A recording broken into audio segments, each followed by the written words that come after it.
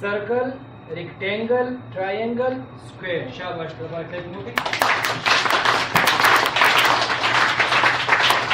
دا د مختلفو شکلونو کې جوړ یا په غونډ شکل د بال په شان کې یا به داسې ګولي لکه څنګه چې د ګیلاس ته مورګې ښکارېږي داسې ګولی یا د بال په شان کې ګولا څنګه چې مختار کړ شي یا به داسې لکه څنګه چې دا ډسټر جوړ دی یو طرف اوږد بل طرف لنډ یا به داسې چې هغه په څلورو طرفونو باندې بالکل یو شان دي یا به درې ګوټیزي شکلونه یا به د ګډوډي مختلف شکلونه بیني. دا کوم شکلونه چې دي د دې علم ته ویل کېږي جیومټري.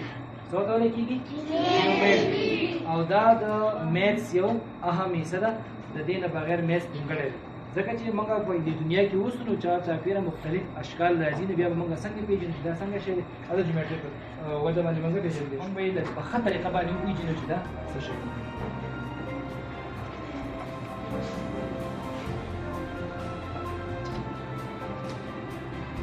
په دې ډبې کې مختلف څیزونه پراته دي که نه هغه به هم تقریبا دغه شان دي په جیومټریکل شیپس کې مختلف. تاسو به د خپلې خوښې یو رااخلئ او نوم به یې ورسره بیا وایئ چې دا په کوم شکل کې نومونه موږ په دې بورډ باندې لیکلي دي.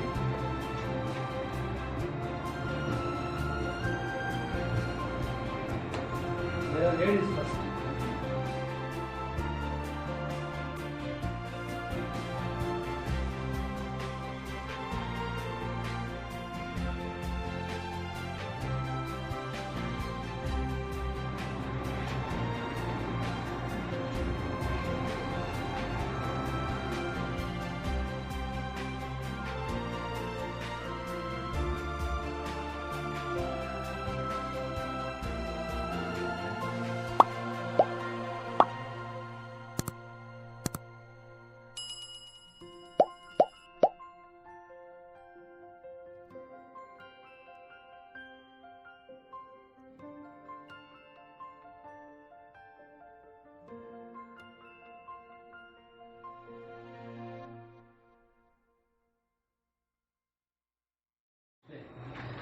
څنګه شکل له ځینې به غوړني د بال په شان دي لکه سرکل چې څنګه دي.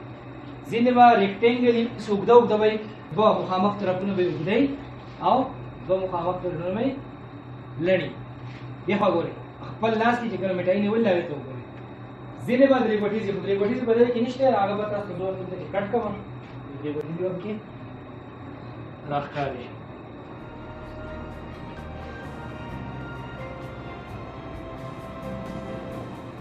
دا درې ګوټیزې پکې نه وه.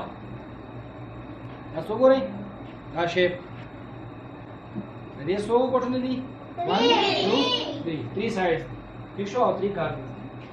دا پکې ټرایانګل شو صحیح ده. دا ریکټینګل شو سرکل شو او دا سکویر شو. سکویر دا چې ما کم کټ کوو دا سکویر دی وګورئ سکویر دا ټرایانګل ریکټینګل صحیح ده. دوه طرفونه یې لنډ دي دوی اوږده دي. دا هر چا چې خوښي دا څنګه دی شو. بسم الله کوي او دا خپله خپله مټایي نوش کوي. سر تاسو هم پکې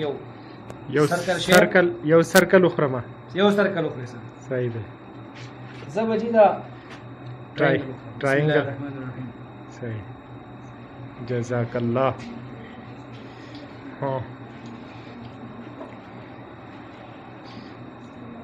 تا لکه څه وخوړو سکویر دی وخوړو او تا دې ته سلنډر وایي. دا سلنډریکل شیپ دی صحیح ده. سلنډر په شان کې داسې جوړي ګورئ څنګه چې سلنډر جوړي که نه یا پایپ